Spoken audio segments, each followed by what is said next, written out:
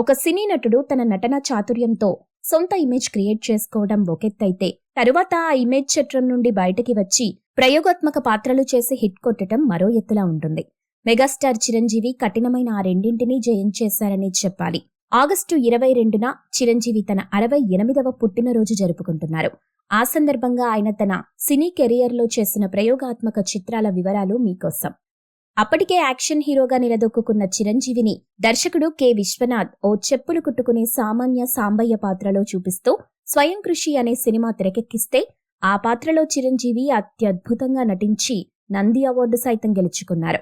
అలాగే దర్శకుడు కె. బాలచందర్ డైరెక్షన్లో వచ్చిన రుద్రవీణ చిత్రంలో కూడా మానవ సేవే మాధవ సేవ అంటూ గొప్ప సంగీత విద్వాంసుడు, ఆయన తండ్రిని ఎదురించే కొడుకు సూర్యం పాత్రలో కూడా చిరంజీవి చక్కని నటన ప్రదర్శించారు.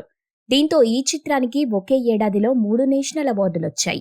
ఇవే కాదు, ఆపద్బాంధవుడు, ఆరాధన, విజేత, చంటబ్బాయ్, శ్రీమంజునాథ, సైరా వంటి చిత్రాలు కూడా చిరంజీవి నటనలో ఉన్న కొత్త కోణాన్ని ఆవిష్కరించేలా చేశాయి.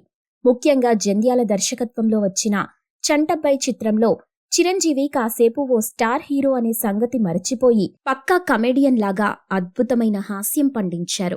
అలాగే రాఘవేంద్రరావు దర్శకత్వంలో వచ్చిన శ్రీమంజునాథ చిత్రంలో అయితే చిరంజీవి పూర్తి స్థాయి శివుడి పాత్ర పోషించి తను పౌరాణిక పాత్రలు కూడా అవలీలగా చెయ్యగలిగే దిట్ట అని నిరూపించుకున్నారు. ఇలా చిరంజీవి ఎన్ని పాత్రల్లో మనల్ని అలరించినా ఆయనకు డ్రీమ్ రోల్ గా మిగిలిపోయిన ఫ్రీడమ్ ఫైటర్ పాత్ర కోసం సైరా అనే స్వాతంత్ర కాలం నాటి పీరియాడికల్ డ్రామా చిత్రాన్ని తన సొంత బ్యానర్లో నిర్మించి నటించి తెలుగు ప్రేక్షకులకు అందించారు.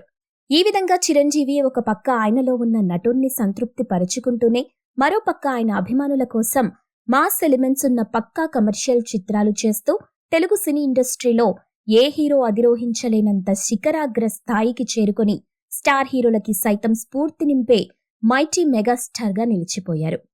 మీరు ఇలాంటి ఇంట్రెస్టింగ్ న్యూస్ అప్డేట్స్ మరిన్ని తెలుసుకోవడానికి ఇప్పుడే మా ఛానల్ ని లైక్ చేయండి, ఫాలో చేయండి, సబ్స్క్రైబ్ చేయండి.